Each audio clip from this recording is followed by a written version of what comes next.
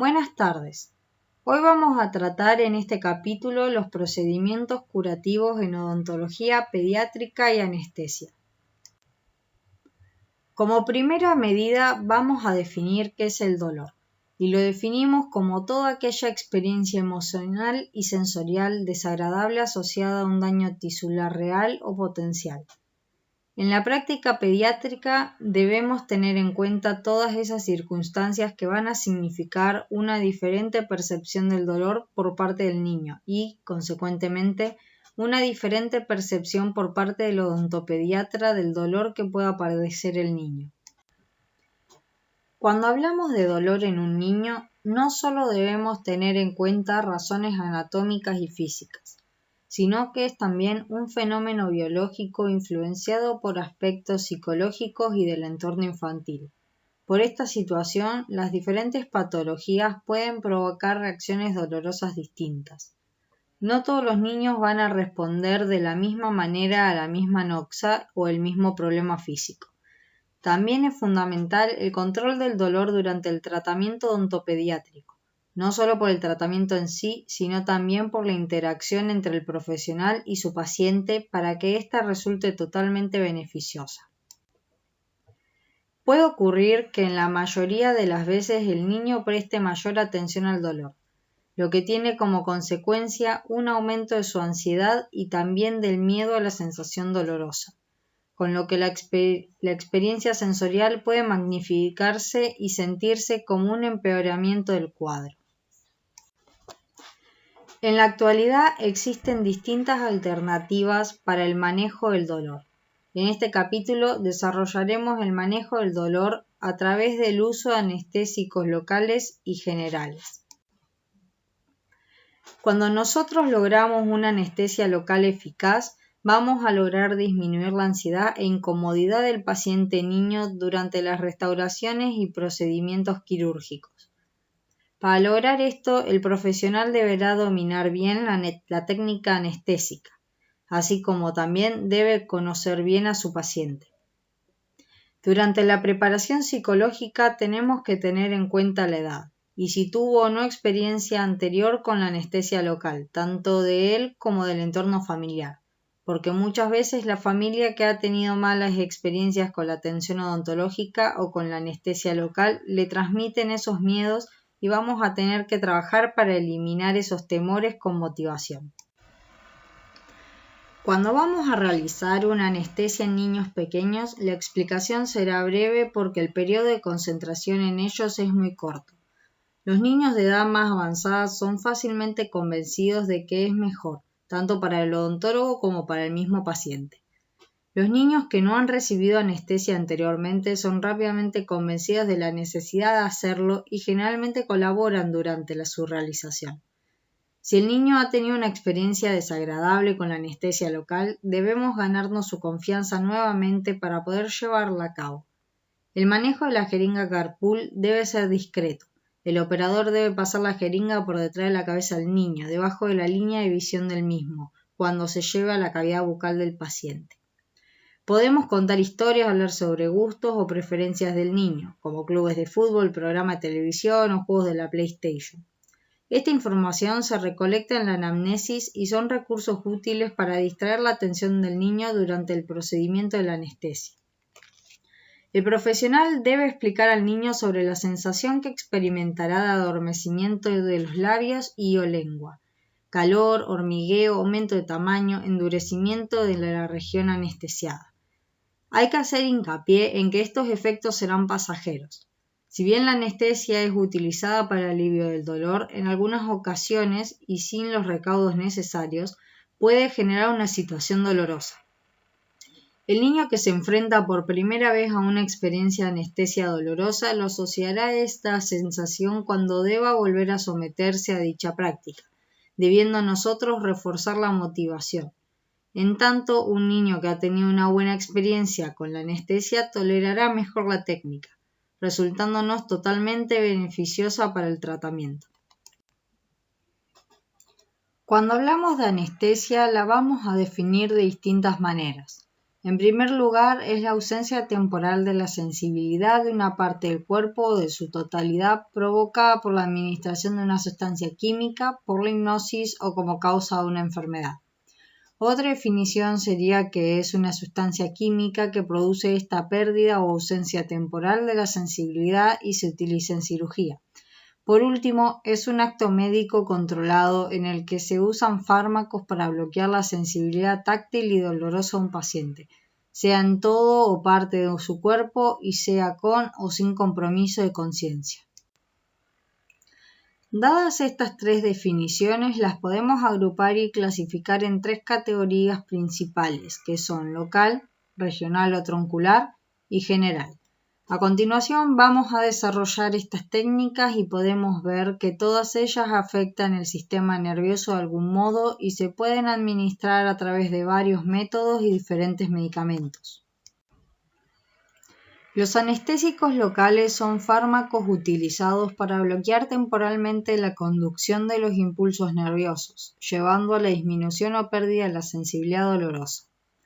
Van a actuar bloqueando el cambio de permeabilidad neuronal al sodio, siendo este esencial para la fase inicial del potencial de acción. De esta forma, la ola de despolarización que pasa a lo largo de las fibras nerviosas no puede desarrollarse y propagarse a través de esta. Los anestésicos locales se dividen en dos grandes grupos, el grupo ésteres y el grupo amidas. Está compuesto por una parte un radical hidrofílico, una cadena intermedia que puede ser una amida o un éster y una parte lipofílica. Uno de los efectos colaterales de los anestésicos locales es la vasodilatación que provocan en mayor o menor grado en el sitio de inyección. Esta vasodilatación localizada favorece la absorción del agente y disminuye su tiempo clínico útil. Los ésteres se metabolizan en suero sanguíneo por la enzima plasmática colinesterasa. Son poco estables, tienen un periodo de actuación corto y producen reacciones alérgicas con bastante frecuencia. Los anestésicos locales de tipo amida reemplazaron a los anteriores casi en su totalidad en la práctica odontológica. Es raro que produzcan reacciones alérgicas, tienen un periodo de actuación más largo y son más potentes en pequeñas concentraciones. Se metabolizan a través de los microsomas hepáticos. Como ejemplo dentro de los anestésicos locales tenemos en el grupo amida la lidocaína y prilocaína y en el grupo éster vamos a tener la procaína y la benzocaína. Para saber las dosis máximas en niños vamos a utilizar fórmulas matemáticas, donde en el caso de la lidocaína el 2% con vasoconstrictor, la fórmula que utilizaremos es de dosis máxima por peso corporal dividido 36. Esto es igual a la cantidad de tubos que podemos utilizar. Donde la dosis máxima es de 4,4 miligramos por kilo, la cantidad por cartucho es de 36 miligramos y la dosis máxima absoluta es de 300 miligramos.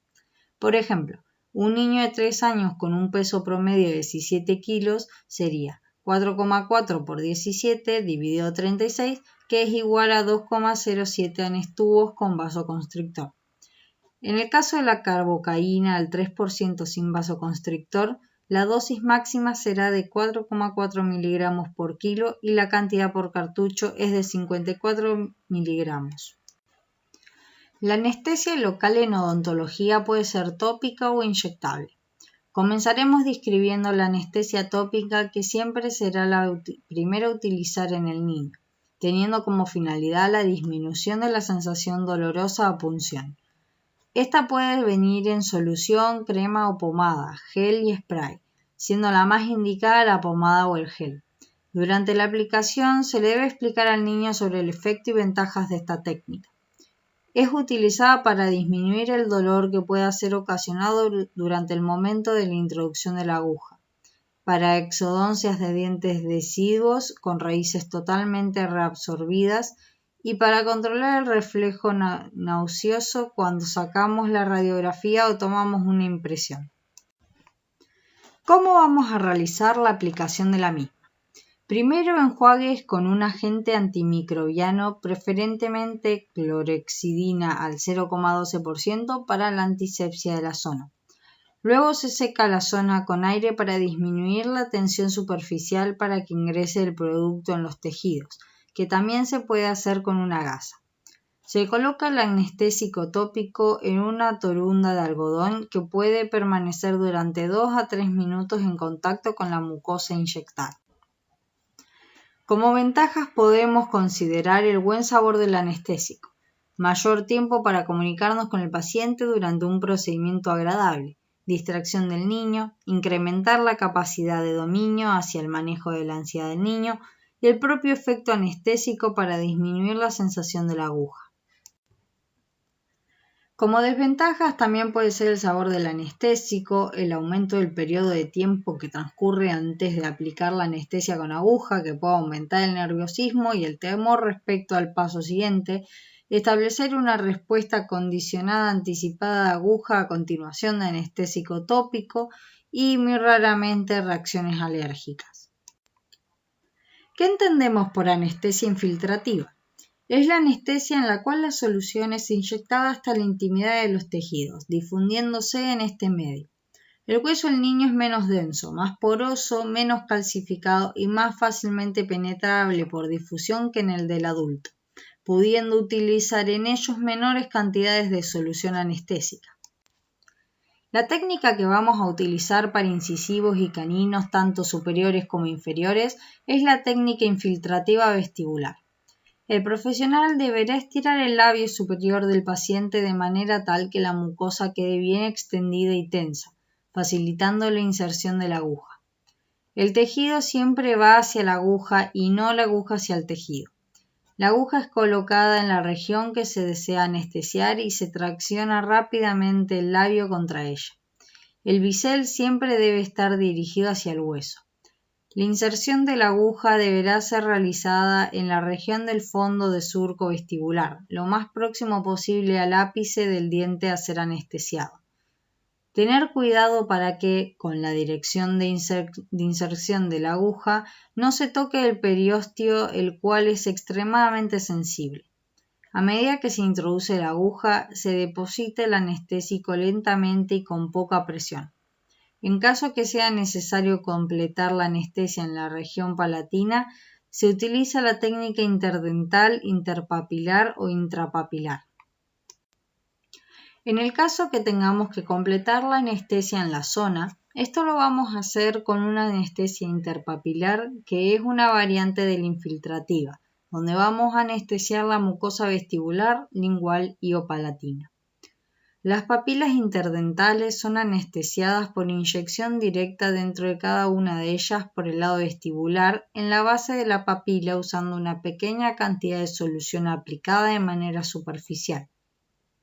Introducir en la papila la aguja de 2 a 3 milímetros, administrando 4 a 5 gotas de solución anestésica.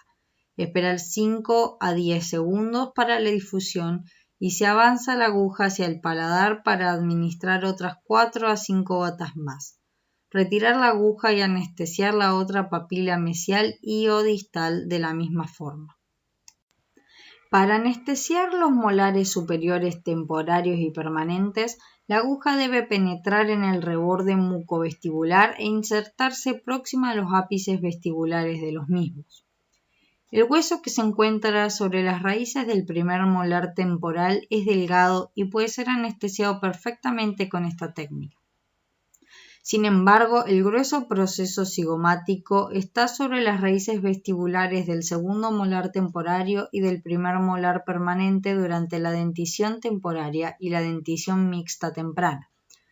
El espesor del hueso hace que la inyección infiltrativa a nivel de los ápices de las raíces de los segundos molares temporarios sea mucho menos efectiva, por lo que es necesario completar con una segunda inyección, superior a la tuberosidad del maxilar para bloquear al nervio dentario superior posterior. Otro tipo de anestesia que podemos necesitar en el momento que debamos realizar una extracción y necesitemos un refuerzo es la intraperiodontal. Esta técnica consiste en la introducción de algunos milímetros de la aguja dentro del ligamento periodontal antes de inyectar la solución anestésica. Así la solución penetra en el hueso circundante a manera de anestesia intraósea. Con apenas 0,2 milímetros de solución se anestesia el diente a tratar. Antes de inyectar el surco gingival, se debe hacer un enjuague con clorhexidina en el lugar de la punción para reducir el riesgo de inocular bacterias en el tejido óseo. No se debe inyectar en tejidos infectados para prevenir problemas postoperatorios. Para la anestesia del tejido palatino tenemos que tener en cuenta que estos bloqueos son dolorosos y el niño debe estar muy motivado para esta anestesia. Generalmente no son necesarias para tratamientos restaurativos ni para extracciones de dientes temporarios. Sí, en cambio, la vamos a estar realizando si tenemos que hacer una cirugía ortognática, como es, por ejemplo, la liberación de un canino. Para anestesiar la zona anterosuperior se punza directamente en el foramen incisivo, administrando pocas gotas de solución. En la región posterior se introduce la aguja de manera angular a la superficie de la mucosa, en un punto equidistante entre la línea media y el margen gingival del diente a ser anestesiado. Cuando tenemos que realizar una técnica troncular, se anestesia todo el área cubierta por un mismo nervio, teniendo mayor cobertura de los tejidos blandos. En procedimientos poco invasivos se recomienda la técnica infiltrativa aún en dientes deciduos inferiores, porque la dosis y lesiones por mordedura son menores. En la anestesia en molares inferiores, el método directo es el de preferencia en niños pequeños, porque requiere menos pasos operatorios. Después de realizar la anestesia tópica, con el dedo índice se palpa la línea oblicua externa y se localiza la fosa retromolar. Se gira el dedo de manera que la uña se dirija hacia el plano sagital, de manera paralela y externamente al plano oclusal. El centro de la uña servirá de punto de referencia para la inyección. La jeringa se coloca a la altura de los molares temporarios del lado opuesto a ser anestesiado y debe mantenerse en una única dirección. A medida que la aguja se introduce, el anestésico también es inyectado, anestesiándose simultáneamente el nervio lingual. Una cosa que debemos tener en cuenta es que el orificio mandibular en el niño pequeño puede estar situado por debajo del plano de oclusión de los molares temporarios. A causa de esto, hay una modificación en la técnica con respecto a los adultos, por lo que debemos inclinar ligeramente la jeringa para que la punta de la aguja llegue lo más próximo posible al orificio mandibular para anestesiar correctamente el nervio dentario inferior. A medida que la edad aumenta, el orificio mandibular se sitúa más posteriormente y por encima del plano oclusal. Como tenemos el músculo buccinador al cual tenemos que sobrepasar para llegar a la región que debemos alcanzar, se profundiza con la aguja hasta que la punta toque el hueso. Entonces retrocederemos ligeramente, anestesiando el nervio dentario inferior. Para anestesiar el nervio bucal se realiza infiltrativa en el surco vestibular de la pieza dentaria. Este complemento lo hacemos después que estamos completamente seguros que el dentario fue anestesiado, porque este tipo de anestesia nos puede tapar lo otro. En este gráfico vemos que en un niño entre 4 y 6 años el orificio mandibular se encuentra por debajo del plano de oclusión. Entre los 6 y 10 años va a estar a nivel del plano de oclusión y entre los 10 y 12 años lo encontramos por encima del plano de oclusión por unos 5 milímetros. ¿Qué consideraciones vamos a tener en cuenta para el uso de anestésicos inyectables? Primero y principal, haber ganado la confianza del paciente en el momento de aplicar la anestesia para que sea un buen colaborador. Es de mucha utilidad contar con un asistente dental para ayudar en el manejo de la jeringa carpool y en la limitación de movimientos bruscos del paciente durante la anestesia. Si cuando se introduce la aguja en el tejido el paciente realiza maniobras indeseables, el profesional no debe retirar la aguja, manteniendo la tranquilidad. Generalmente vamos a usar agujas cortas de 20 milímetros en las anestesias infiltrativas, o medianas o largas de 32 milímetros en los casos de anestesias tronculares, aunque el uso de una aguja extra corta que es de 10 milímetros es la más adecuada para la técnica infiltrativa en el maxilar superior. Las agujas son finas y descartables. El bisel debe estar siempre orientado hacia el hueso. No se debe exhibir la aguja al niño manteniéndola con su tapa, la que será retirada en la boca del paciente evitando su exposición visual. Muchos profesionales prefieren mostrarla al niño, dándole explicaciones convincentes que permitan su cooperación al momento de anestesiar. También debemos calentar previamente la solución anestésica hasta la temperatura corporal, ya que si el líquido está frío cuando penetra en los tejidos, produce dolor por la diferencia de temperaturas. Se debe tener en cuenta que algunos factores pueden modificar la dosis óptima. Estos pueden ser la hora del día, la actitud mental, la actividad física, el metabolismo basal del paciente y también el nivel del efecto deseado y la vía de administración. La instalación del efecto anestésico va a depender de la difusión de la droga, concentración y dosis total inyectada, distancia del lugar de acción y absorción. De todo esto también depende la duración del bloqueo anestésico, como así también la potencia de la droga.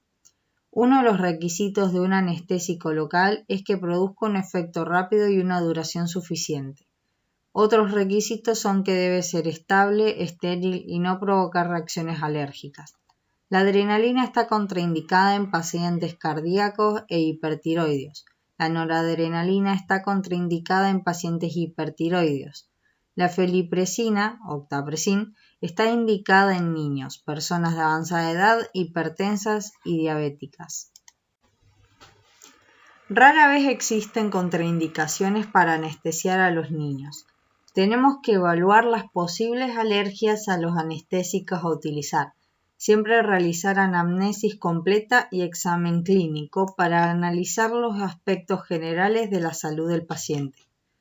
En caso de pacientes cardíacos, diabéticos, alérgicos o con algún otro problema sistémico que requiera respaldo médico, deberá concurrir a la consulta con una autorización por escrito para poder iniciar el tratamiento dental, indicando el tipo de anestésico que puede ser utilizado. Son raros los accidentes y complicaciones, pero algunas surgen en función de afecciones sistémicas que el paciente puede presentar, como también por una técnica anestésica incorrecta.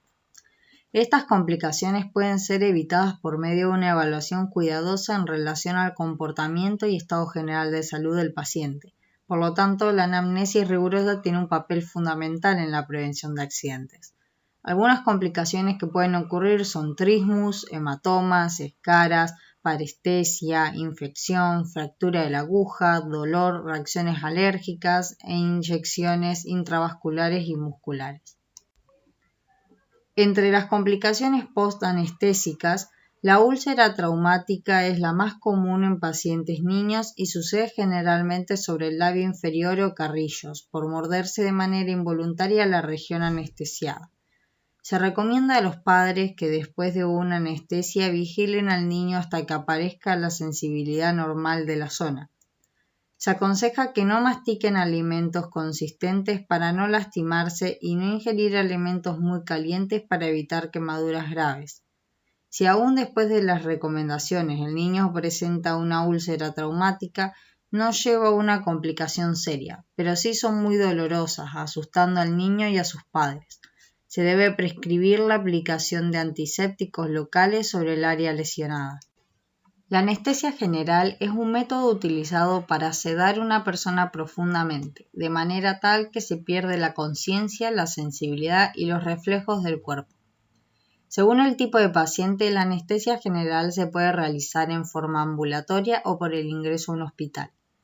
En el caso que el paciente se le deba internar para realizar esta anestesia general, es una razón para que la ansiedad se vea aumentada y esto lleva a que el niño presente después algún trastorno de la conducta. La separación de los padres es un factor importante, por lo que se permite que ellos estén con el niño hasta el ingreso al quirófano y en algunos casos son los padres los que comienzan con la sedación, siempre supervisada por el profesional anestesista. Y cuando vuelven a la sala de recuperación también es importante que sean sus padres los primeros que vean al despertarse. El paciente ambulatorio es aquel que requiere anestesia general, no presenta enfermedades médicas importantes y que reside cerca de un hospital. Se indican pautas postoperatorias y controles posteriores, pero puede ingresar a su casa pasadas unas horas de haber realizado el procedimiento. Antes de tomar la decisión por la anestesia general, hay que considerar todas las técnicas terapéuticas convencionales. Es por ello que las indicaciones para el uso de la anestesia general en odontología se limitan a aquellos pacientes con trastornos físicos, mentales o médicos, pacientes en los que la anestesia local es ineficaz debido a infecciones agudas, alergias o variaciones anatómicas, niños o adolescentes que no cooperan en absoluto, tienen miedo, ansiedad, incomunicación y donde el tratamiento no es posible retrasarlo, pacientes con grandes traumatismos odontológicos y orofaciales extensos y pacientes que pueden recibir un trasplante cardíaco, no pueden padecer patologías odontológicas y quizás no tienen el tiempo suficiente para un tratamiento convencional. En el caso que tengamos que recurrir a la anestesia general para lograr un buen acceso a la cavidad oral, se va a preferir la intubación nasotraqueal. El anestesiólogo es quien la realiza, es el encargado de administrar los líquidos intravenosos, asegurar el equipo de monitorización necesario, llevar a cabo la intubación y estabilizar el tubo una vez introducido. Para la técnica de restauración en quirófano, el instrumental a utilizar es el mismo que se emplea en la consulta odontológica. Se separa el cuadrante con goma dique y al finalizar el procedimiento de cada cuadrante se aplica flúor tópico antes de retirar la goma dique. Se deben colocar restauraciones que duren el máximo tiempo posible y que requieran un mantenimiento mínimo, como por ejemplo coronas de acero inoxidable en vez de grandes restauraciones.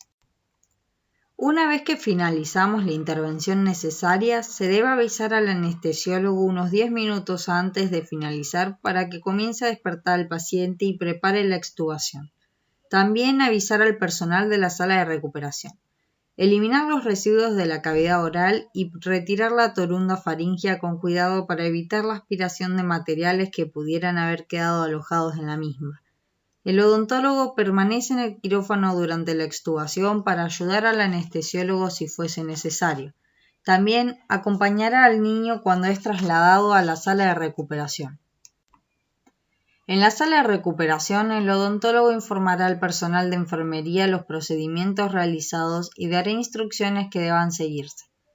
Una vez que el paciente se recuperó satisfactoriamente, el odontólogo se reunirá con los padres del paciente para informarles el estado de su hijo.